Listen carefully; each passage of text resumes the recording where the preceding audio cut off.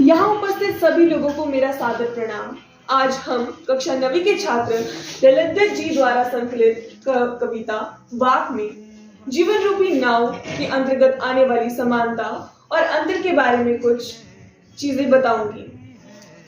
जीवन रूपी नाव क्या है? जीवन रूपी नाव एक रूपात्मक और काव्यात्मक अवधारणा है जिसमें जीवन को नाव की समानता दर्शाया गया है।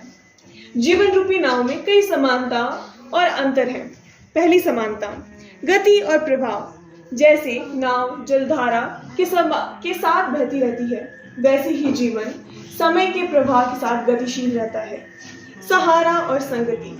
नाव अकेले यात्रा तो कर सकती है, लेकिन अगर दिशा बताने वाला सहचर भी साथ हो तो यात्रा सुगम और सुखद हो जाती है।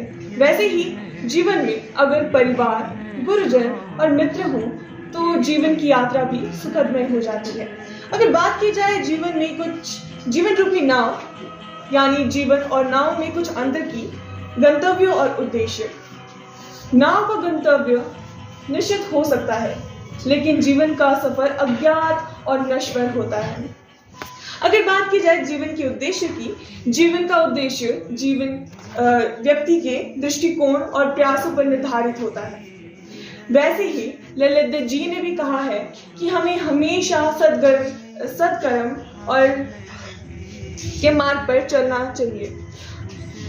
कविता वाक में सकोरे का वर्णन हुआ है। सकोरा यानी मिट्टी का पात्र। यह मिट्टी का पात्र है, लेकिन इस मिट्टी के पात्र में हमने पानी भरा है। अभी तो इस सकोरे में कोई पानी की बूंद दिखाई नहीं पड़ रही, लेकिन अगर हम इसे स्थिर जगह पे जमीन पे रख दी जाए कुछ समय के लिए तो उसके आसपास पानी की बूंद दिखाई देंगी।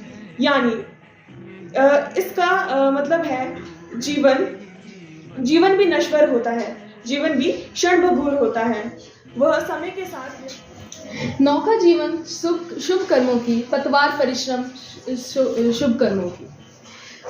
तो यह एक गतिविधि है जो कि वाक पर निर्धारित है, जिसका शीर्षक है जीवन रूपी नाव। इसमें यह बताया गया है कि जीवन भी हमारा जो यह जीवन है, यह भी नाव के समान है।